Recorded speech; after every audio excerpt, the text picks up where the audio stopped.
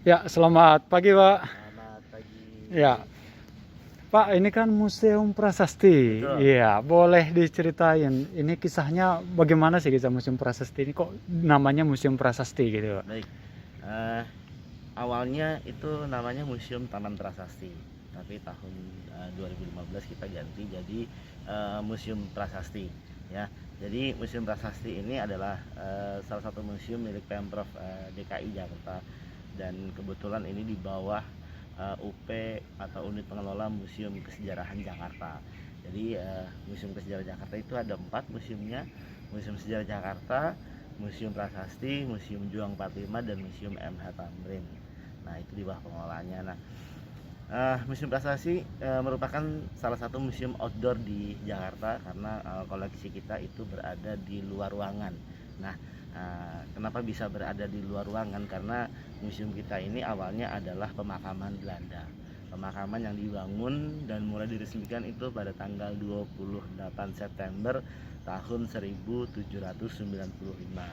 Nah, orang-orang Belanda menyebutnya Kerkhofland karena ini pemakaman terusan dari gereja. Kalau orang pribumi biasanya menyebutnya kebun jahe kober. Ya, kebun jahe itu wilayah, sedangkan kober itu kata kuburan bersama. Ya, pada saat itu. Nah, luas awal tempat ini mencapai 5,5 hektar pada saat itu, dan saat ini semua jenazah sudah diangkat. Ya, nah, ada yang dipindahkan ke Menteng Pulo, ada yang dipindahkan ke Tanah Kusir, dan sebagian lagi ada yang dibawa keluarganya ke Belanda. Nah, pada saat proses pengangkatan itu pada tahun 1975 oleh Bapak Gubernur Ali Sadikin, Gubernur DKI Jakarta pada saat itu. Nah, ketika proses pengangkatan itu luasnya pun akhirnya diperkecil tinggal 1,3 hektar, yang mana di lahan seluas itu digunakan untuk menampilkan prasasti-prasasti atau nisan-nisan yang cukup berharga karena semuanya rata-rata buatan dari luar, ya, atau maupun dari bahan dan buatan. Nah, Museum Prasasti itu memiliki 993 koleksi yang diresmikan tahun 1977, tepatnya pada tanggal 9 Juli. Nah, terdiri dari yang usianya agak lebih tua dari tahun 1600 sampai 1700-an, itu terbuat dari batu andesit, ya, yang mana sebenarnya nisan tersebut adanya di bawah gereja, ya, yang dipindahkan ke sini. Dan nisan asli yang dari Museum Prasasti yaitu terbuat dari batu marmer yang rata-rata diimpor dari Italia. Makanya disebut, ada yang bilang marmer Carrara, atau ada yang bilang juga marmer Milan. Tapi kita juga ada sedikit nisan yang terbuat dari perunggu, kurang lebih ada 3. Nah, kenapa kok dinamakan Museum Prasasti? Karena kalau di negara kita, batu yang ada tulisannya dan mempunyai nilai sejarah itu kan disebut batu prasasti. Nah, mungkin kalau kesini agak sedikit beda karena yang kita pelajari selama ini kan prasasti dari batu-batu juga, tapi dari kebanyakan dari kerajaan. Nah, kebetulan kita ini batunya itu dari zaman penjajahan, tapi tetap ada nilai sejarahnya. Makanya kita namakan jadi Museum Prasasti. Tapi kalau melihat ini kan Belanda semua dan Betul, kemudian dari jenis batunya pun batu yang mahal. Berarti betul. apakah boleh dibilang ini khusus untuk makam golongan bangsawan pada saat itu? Ya, sebenarnya memang diperuntukkan untuk warga asing yang tinggal di kota Batavia. Cuma karena pada saat itu orang-orang Belanda kan punya kebiasaan menghias batu nisan sesuai seperti di Eropa. Jadi biasa mereka jadi dibawa ke sini. Jadi bagi orang kita tentu saja ini merupakan hal yang mewah. Ya, sebenarnya orang Belanda itu punya pemakaman 2 jenis, ya. Yang pertama itu Kerkhof, yang kedua RFL. Nah, kalau yang bentuk simpel yang cuma salib-salib aja itu biasanya adanya di RFL, yang mana RFL itu biasanya digunakan untuk memakamkan para prajurit-prajurit. Nah, kalau di sini ya, kalau kita lihat dari beberapa nisan dengan cerita sejarahnya, ya memang mereka istilahnya pembesar-pembesar di zamannya gitu. Hmm. Ini kan bahasa Belanda semua nih. Betul. Nah, ini bagi orang-orang ya, bagi wisatawan nih yang Ya. datang nih. Wah, kalau nggak tahu bahasa Belanda kan agak susah juga nih. Betul. Jadi gimana sih cara mereka biasanya belajar ataupun biasanya memulai dari mana nih kalau dari Ya. makam ini? Kalau biasanya mereka datang sih tetap, ya, walaupun ini bahasa Belanda, tapi ketika sudah mulai berada di Museum Prasasti, tetap bahasa Belanda itu bahasa Belanda umum. Artinya Di sini hanya ditulis di sini sedang beristirahat, di sinilah tempat peristirahatan terakhir, atau seperti kayak Geboren artinya lahir, Overleden itu meninggal. Jadi kata-katanya memang umum ya. Oh, Jadi, semuanya pada umum sebenarnya. ya, Oke. mungkin yang susah pengejaan nama-nama orang yang dipahamkan karena namanya cukup panjang-panjang kalau orang Belanda. Nah, kalau boleh tahu nih, di sini juga saya melihat ada 2 peti yang ada di itu bertuliskan satu sebelah kanan itu Presiden pertama Republik Betul. Indonesia, Iya. sebelah kiri wakilnya. Iya. Itu peti yang dulu membawa keduanya atau bagaimana? Betul. Jadi kalau yang sebelah kanan itu memang peti yang digunakan untuk membawa jenazah Bapak Soekarno dari rumah sakit RSPAD tempat beliau wafat sekitar pada tahun 1970, dibawa ke rumah duka, yaitu Wisma Yaso atau yang sekarang jadi Museum Satria Mandala. Jadi hanya dibawa sampai ke sana saja. Sampai sana jenazahnya dikeluarkan, nah petinya kembali ke Palang Hitam karena yang membuat itu dulu adalah Yayasan Palang Hitam. Jadi dari rumah duka menuju ke Blitar itu menggunakan peti yang disediakan oleh keluarga. Nah, kalau yang sebelahnya itu memang punya Bung Hatta atau Bapak Muhammad Hatta, wakil presiden kita yang kedua. Nah, itu buatan Yayasan Bunga Kamboja, yang mana peti tersebut hanya digunakan untuk mengantar jenazah sampai ke TPU Tanah Kusir. Oke, jadi keduanya merupakan memang peti yang benar-benar diperuntukkan oleh. Yang membedakan hiasan aja, karena Oke. di Bung Hatta ada hiasan ukir-ukiran karena beliau lahir di Bukit Tinggi. Makanya itu adalah ukir-ukiran khas Minang.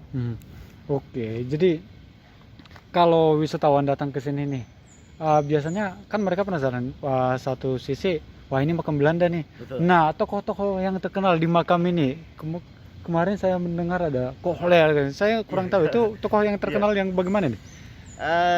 Biasanya kita ada sekitar 15 sampai 20 tokoh yang kita perkenalkan kepada pengunjung. Nah, salah satunya adalah yang Bapak sebutkan tadi. Nama lengkapnya J.H.R. Kohler atau Johann Hermann Rudolf Kohler. Nah, Jenderal Kohler ini cukup terkenal karena pada saat itu dia ditugaskan untuk pertama kali menyerang Aceh dengan membawa kurang lebih 3.000 pasukan. Dengan gagah berani Kohler menyerang Aceh, tapi ternyata dia mengalami salah sasaran. Bangunannya megah, yang mewah, yang dikira Kohler itu istana, ternyata adalah Masjid Baitur Rahman. Nah, ketika diserang habis-habisan oleh Kohler, ternyata Kohler tewas di sana tertembak oleh sniper tepat di dada sebelah kirinya. Nah, jadi penyerangan pertama itu sekitar tahun 1870, saya lupa 78 atau berapa. Jadi 70-an lah ya. Jadi itu agresi pertama, gagal total, akhirnya diserang kembali di bulan, penyerangan pertama itu di bulan April, terus penyerangan kedua di bulan September, tapi akhirnya berhasil dikuasai walaupun perang Aceh termasuk perang yang cukup lama, hampir 15 tahun ya. Nah, untuk jasad Kohler sendiri saat ini jasadnya dikembalikan lagi ke Aceh. Ya, jadi ada 2 nisan, Kohler punya 2 nisan. Satu di sini yang asli, dan yang Aceh ketika dimakamkan di Aceh pun dibuatnya nisan yang sama seperti yang ada di Museum Prasasti. Jadi ditempatkan di Kerkhof Aceh. Terus di sini juga ada Dr. Hermanus Frederick Roll atau HF Roll. Beliau itu seorang dokter yang ditugaskan menjadi pengajar di sebuah sekolah namanya Dokter Jawa. Karena dia melihat ada ketimpangan di sekolah tersebut, akhirnya dia memutuskan untuk menaikkan sekolah tersebut, dan akhirnya dikabulkan oleh pemerintah Belanda dan nama Dokter Jawa pun diganti menjadi Stovia pada tahun 1902. Nah, Stovia ini kemudian di kemerdekaan namanya diganti menjadi Fakultas Kedokteran UI, yang mana gedungnya sendiri sekarang dinamakan Museum Kebangkitan Nasional. Terus di sini juga ada istrinya Thomas Stamford Raffles, Gubernur Letnan Jenderal di Batavia pada masa pemerintahan Inggris, yang salah satu peninggalannya adalah taman yang cukup megah, yaitu Kebun Raya Bogor, yang masih bisa kita nikmati sampai sekarang.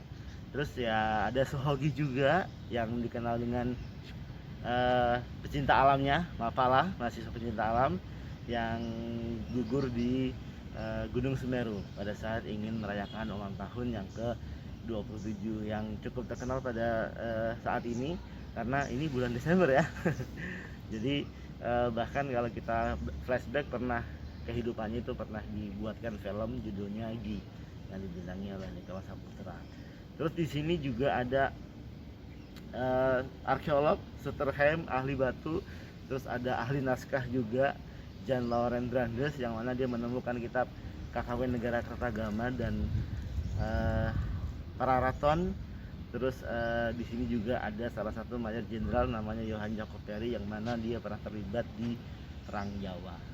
Terus ada beberapa uskup, salah satunya adalah Monsignor Adame Carole Crescens yang salah satunya jasanya yaitu bagi umat Katolik yaitu membuat gereja katedral yang masih bisa kita lihat sampai sekarang. Wow, cukup banyak sekali dan cukup terkenal sekali di masanya waktu itu ya. Oke. Nah, untuk saat ini bagaimana sih antusiasme dari wisatawan? Apakah termasuk tinggi semenjak ini diresmikan?